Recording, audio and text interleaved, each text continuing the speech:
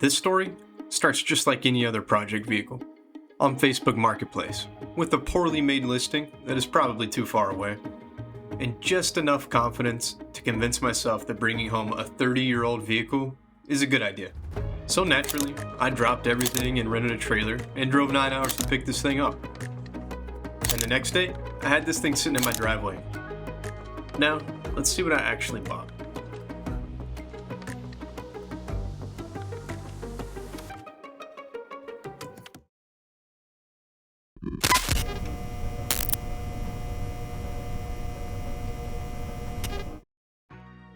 Alright, and we're going to start the exterior walk around of this Land Cruiser. First thing, we're going to start up here in the front and peek up under this wheel well here. And you can see the brand new Old Man Emu lift. You can see the tag still around the spring. I don't think this thing even had a mile on it since it was installed. So, that's a pretty good win for us. These things are expensive. And then we'll work our way out here to the front wheel. And you can see we're just rocking the OEM Lexus rims on this. And they're not too scuffed up, so we'll probably see about cleaning these things up. Then we'll just work our way down the driver's side of this Land Cruiser, and at first glance you can see it's looking pretty good. And I just want to point out this gold pinstripe. I love this thing. You just don't see those on cars these days, it really shows the age of this thing. Then peeking up under this rear wheel well here, you can get a look at that frame, and it's super clean, and that was one of the big things I was looking at whenever I was viewing this truck. Then down here on this rear wheel, you can see we're missing a lug nut, and then that one has like a hole rusted through it or something. Not sure what that's all about, but then we can peek through and take a look at these brakes, and the rotors look pretty good, so that's always nice. We're going to pop open this rear door, but we're not going to be focusing on that interior. I actually just want to look at these rockers here and the fenders. These are pretty common rust spots on these Land Cruisers, and these look really clean. There's a little bit of rust on this fold here, but nothing, too serious, no holes or anything falling apart. So, and then same thing up under the door here, pretty common spot to see rust, and doesn't look like we have any, so. Then we're going to work our way around the back side here, and everything here looks good. Rear bumper's in good shape. Trunk and tailgate look good. And then we circle around, and yeah.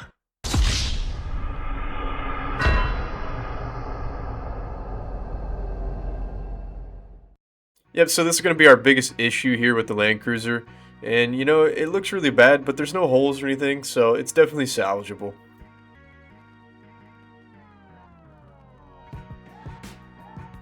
Then we're going to peek up under the rear end of this truck, and you can see a little bit of rust, on the corners of everything, but not in bad shape at all.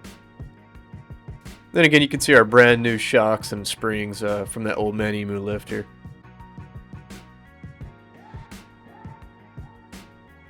Then we're going to move to the passenger side here, and we're going to peek up under this rear wheel well. And again, you can see the frame looks very clean.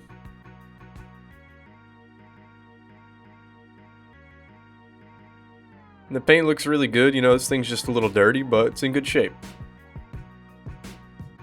Then up here at the top, this is going to be our only other spot where we have some damage to address here. So again, paint's just chipped off and it started to rust. So moving up here to the front wheel well, and let's just take a little peek at that VIN right there. That's what it's all about. That FZJ80, that's what we purchased this thing for. Then we'll peek up under the front end here, and pretty clean for 30 years. I mean, I can't complain at all. Then lastly, we'll take a look up under this thing, and I'll talk a little bit about what we got going on here. So whenever I purchased this vehicle, I did know there was a transmission leak. And it is bad enough where you don't want to drive it, but not horrible. And from what I could initially tell, it really just looked like the transmission pan gasket to me, so we'll get it cleaned up and we'll figure it out later, but, I wasn't really scared away from this leak. And everything else on the underside of this, it looked good. Everything checked out. We didn't have any leaks coming from the diffs, and another big thing on these Land Cruisers are the front knuckles, which I didn't see any grease around those, so I was happy that maybe we don't have to tackle that job.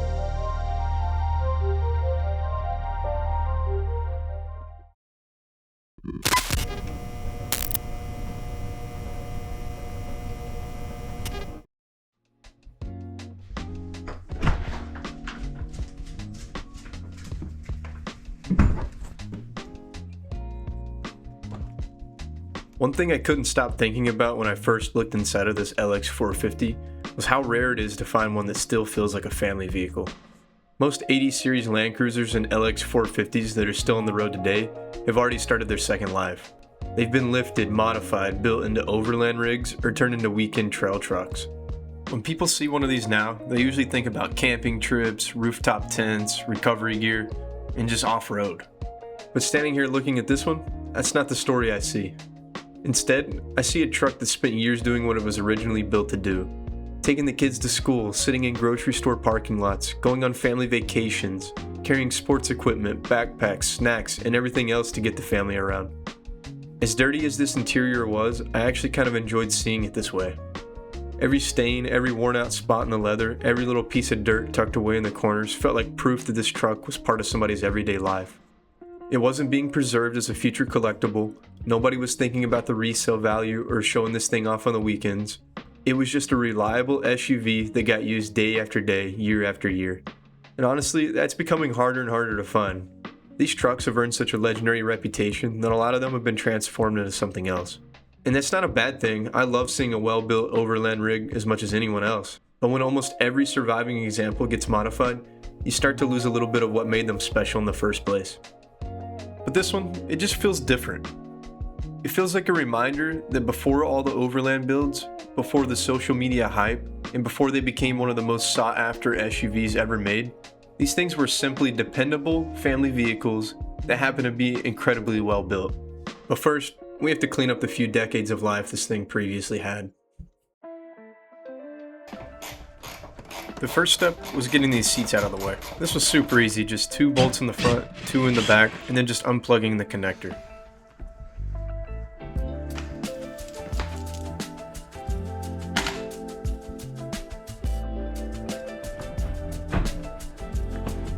If you've never pulled the seats out of an 80 series before, well, let me save you the surprise. These things are way heavier than they look.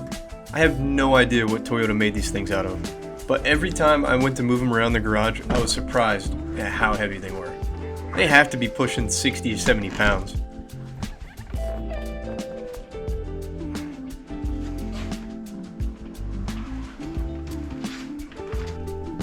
And when I was pulling that passenger seat out, I actually found the old license plate from this Land Cruiser. It's a pretty cool plate. It's a Kentucky antique motor one, so we're going to put this up on the wall with the rest.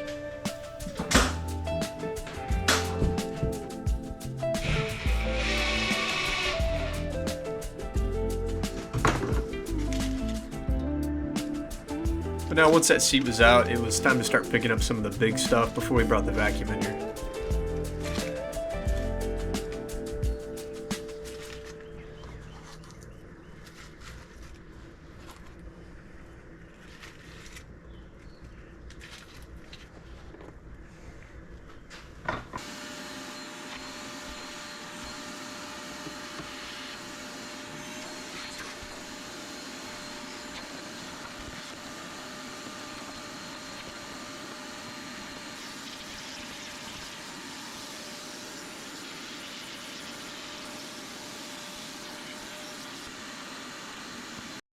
While I was cleaning out this passenger side, I had to take a look at the factory CD changer in the back.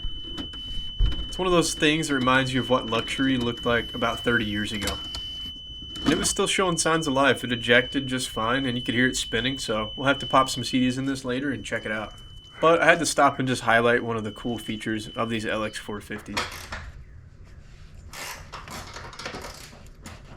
Then I just moved on to removing the driver's seat, and same thing, just the 2 bolts in the rear and then the 2 in the front, and then just disconnecting the cable for the power seats.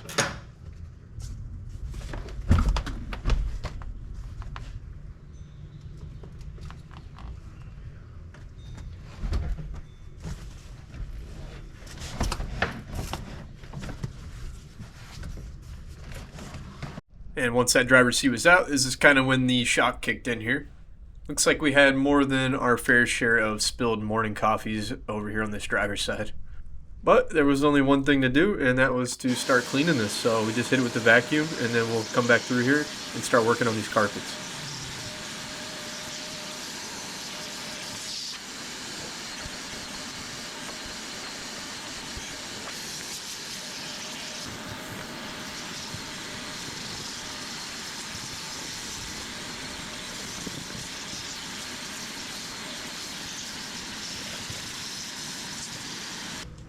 I went ahead and bagged and labeled those seat bolts too, because honestly at this point, I had no idea how long this carpet was going to take.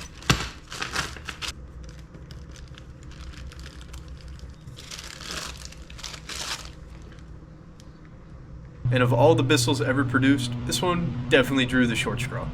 And right here you just see me hit these spots with a dish soap, vinegar, and water mix, and then just hitting it with this brush is going to loosen everything up before we bring in that Bissell.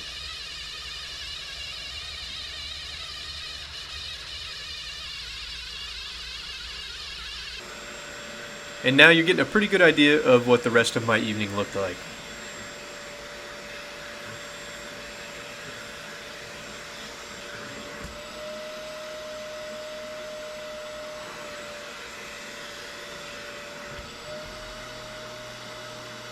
And I know there's a bunch of sick people out there that are watching this and thinking, wow, that's so satisfying and loving this. But let me tell you, I am not one of those people. For some reason, there's an entire section of the internet that gets excited watching decades of dirt get sucked out of old carpets. And you know, that's fine, but if watching dirty water get sucked out of the carpet is your favorite part of this video, you should probably go get yourself checked out. Just a suggestion, that's all.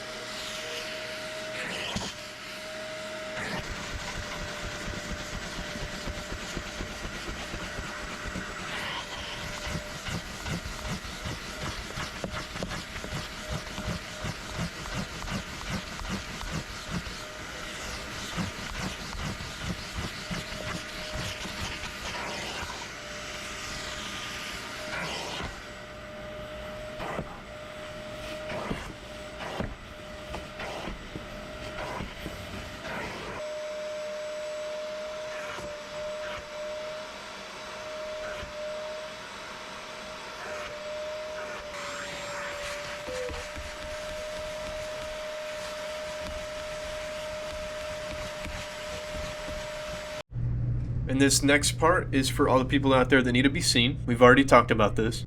And maybe it's weird that I'm showing my toilet on the internet, but honestly, what do you expect me to do with this water? I'm not putting this down my sink, and I'm not going to dump this in my yard. That's gross. There was only one appropriate place for this water to go. Anyways, we could finally move on.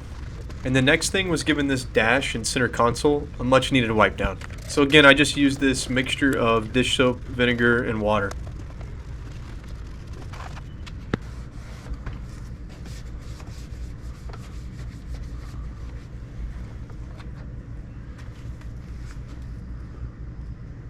And I did stumble across the owner's manual here in the glove box, so I spent a little time flipping through that. It was pretty neat. It actually had some of the original service records from the dealership inside of there, so it was pretty neat. This one's stamped here, and it's dated 1997 for the oil change at 30,000 miles, so pretty cool. Then here are just a couple more pictures that I thought were pretty funny, so had to include these.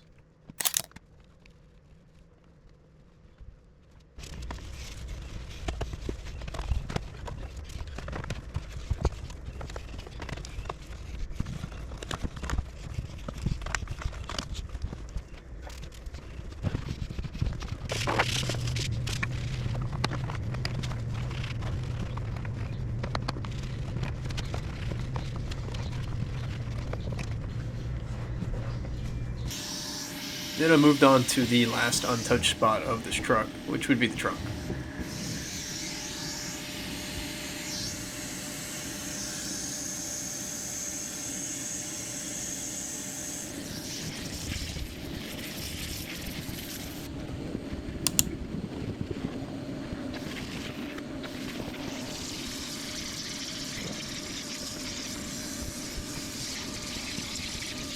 Then I went ahead and removed these third row seats. This was mainly just for cleaning, but I really hate these in these Land Cruisers, so I'll probably leave them out for good.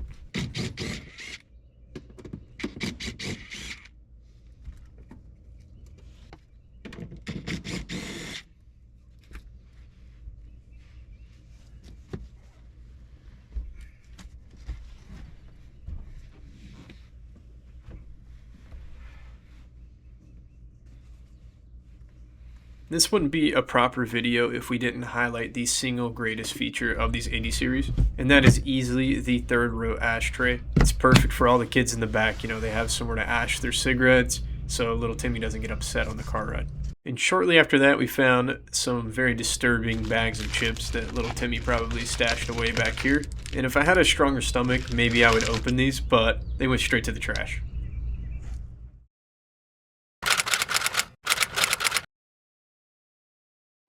I ended up calling it after I got the trunk cleaned out, but came back at it the next day feeling refreshed.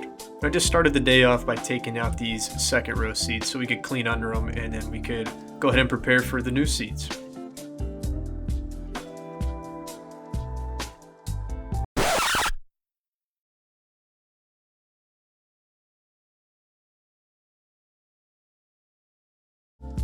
Yeah, so needless to say, it was a rough start.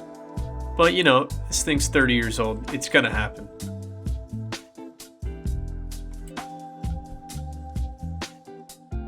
I figured we might as well make light out of a bad situation, so we'll go ahead and start a counter for bolts broken. And I hope this doesn't go up any higher than it is right now, but for the fun of the people watching at home, here you go.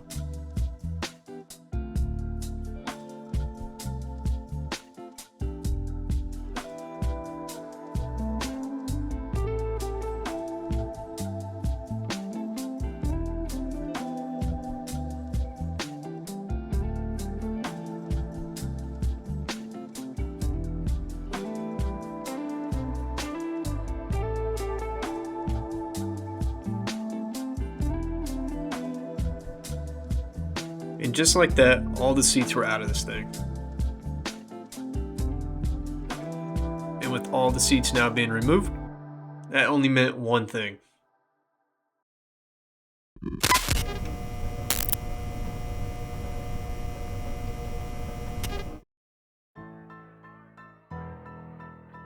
So lucky for me, the previous owner had actually purchased these seats off of Facebook, but never actually installed them, so they are finally going to be installed in this truck.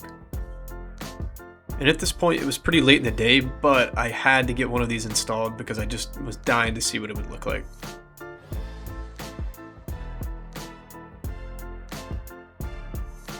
And once I started messing around with the connectors under here for the power seats, it didn't take me long to realize we had a few extra things under here. And after a little bit of research later on, I did confirm that these are for heated seats. So our new seats actually have heaters in them, so we'll have to wire that up eventually.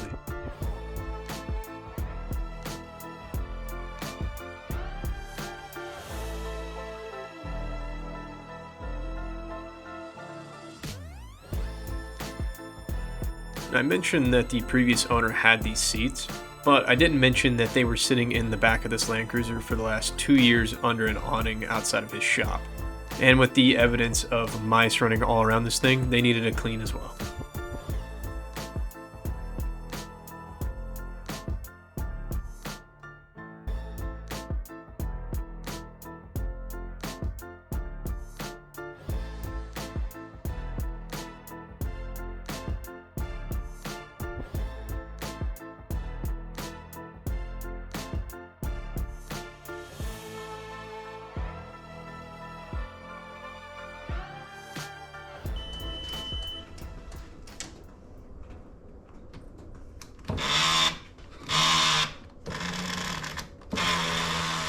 Yeah, you can tell by the look on my face there that that was not a very good sound. And this actually started me down a massive rabbit hole, which I will probably make an entire dedicated video on this issue. But for now, we'll just keep moving forward.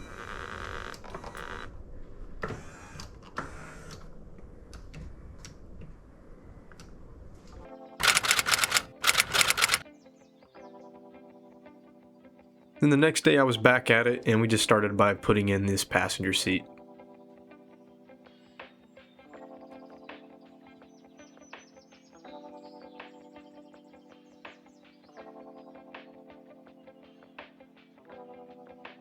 This thing is missing the entire backing, but we're going to address that in just a minute.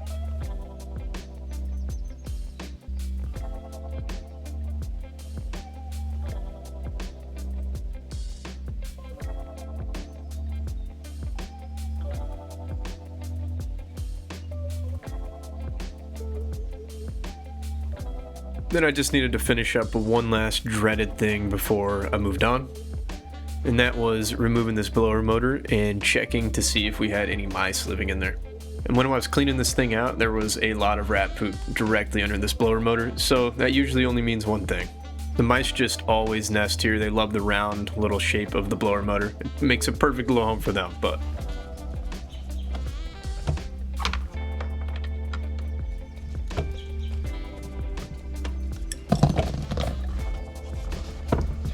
alright, here goes nothing.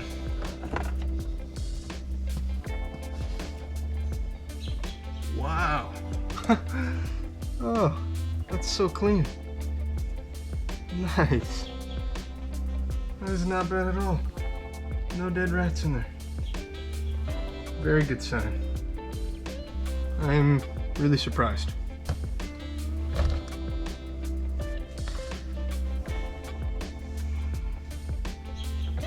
Nice. Very, very good surprise. We can put this thing back in. after I got that blower motor reinstalled, I just needed to fix the backing on the seat now like we just talked about. And you can see there's just two brackets on the bottom here that are threaded that it attaches with. And then there are these clips in the top left and right corner that it also uses to attach. And I'll show you why this thing was not on. So here's our seat backing right here. And if you look at this bracket right here, I just epoxied this thing on. And this one was previously epoxied at some point. And then we have a third that actually was broken off. So I had to run and get a little bit more epoxy and we'll put that one on. Then we also need to fix the edging on the leather here.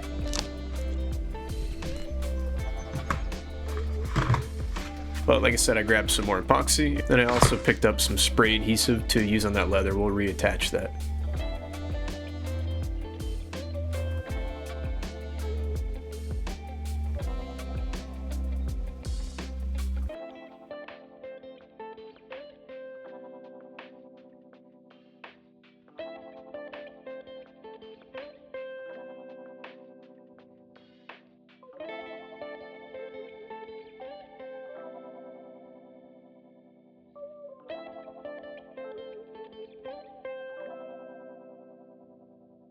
And I don't know if this is just me, but can anyone else just smell the epoxy just by watching this clip? Every time I was editing this video weeks later, I could just smell the epoxy. I don't know. I think it's just permanently burned in my memory now.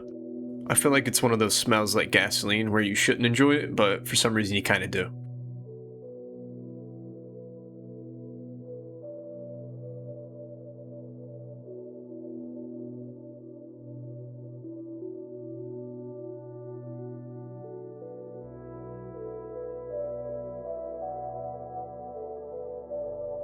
All I did was just put a little bit of epoxy down where this bracket needed to be, and just place the bracket down there and let it dry up a little bit. Then I just mixed up a bunch more and absolutely lathered this thing in it.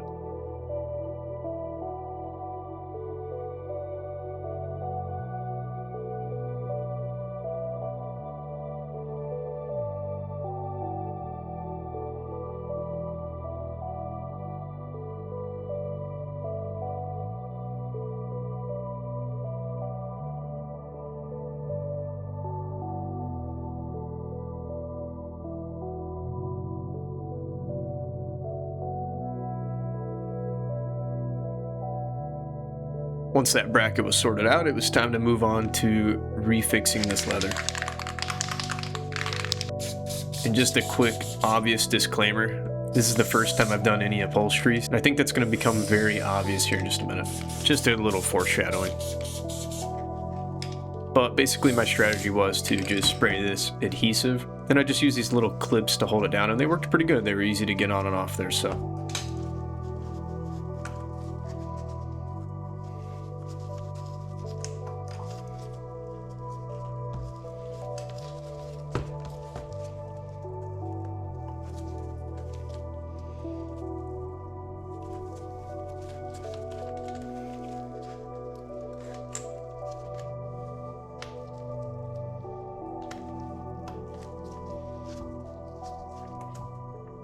And then while those clips were holding everything down, I needed to come back through and secure it with staples.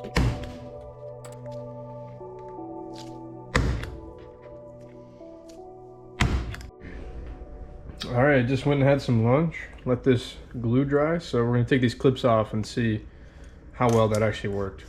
And yes, I know this is the most pathetic looking stapler ever, but it's the only one I had in my house, and you know what? It worked. Surprisingly, you give it enough force and it works. So we're gonna keep rolling with it. All right, leave it alone.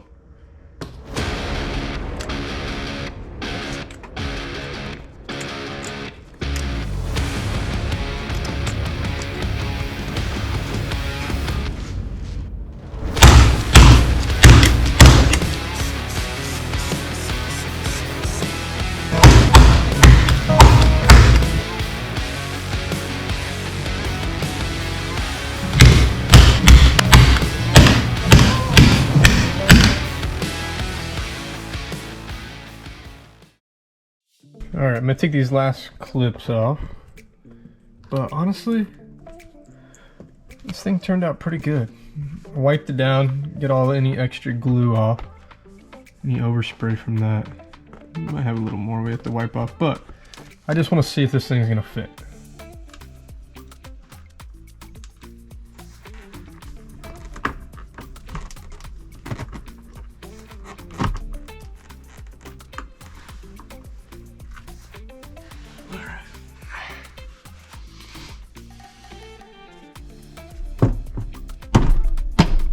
There we go. All right, we got it on there and it looks pretty good. I'm not mad about it at all. We'll have to get some Gooby on and kind of get a little bit more of this overspray off, clean this thing up, and this will be good. And then we'll move on to the driver's side. I just finished up the driver's side one and it wasn't near as bad. Just had a little bit of sag on these two ends. So just went ahead and secured it so it doesn't end up looking like the other side. And luckily, we didn't have to worry about any of these brackets. These are all still in good shape on here. So we're gonna get this thing on and then that'll be both sides complete here. And real quick, I'm gonna show you how to actually put this thing on and to show you how to get it off too. But in case anybody out there wants to remove them and fix them up or anything like that. So really all you're doing is just take these brackets on the little panel and put them up under these brackets, which are threaded, and then just 2 screws here on the bottom. All right, and then I got both the screws in the bottom there. Then you can kind of peek through here. You have these clips up at the top, and then you're gonna just push them up under that bracket. They don't go on top, they just push, and then it'll snap up under there. You can see the little dips on them. And this side over there is already on, hard to kind of see. There, you can kind of see it. There it is, but yeah, it's already in. So all you have to really do, once you get the screws on, is just push this just like this. Oop, lost the light. But yeah, that's all it is to it. So all right, and just like that, we have both the seat backs on here, and it looks way better. Don't have any sag or anything falling off on them, so a lot better. Before I wrap this up, I do want to recognize the 2 MVPs of this project. The first is the Bissell, which spent the entire day fighting for its life. And second, this tiny stapler, which somehow managed to put these seats back together, despite looking like it just came out of a kindergarten classroom. This video wouldn't have happened without them. Thanks for watching, and we'll see you in the next one.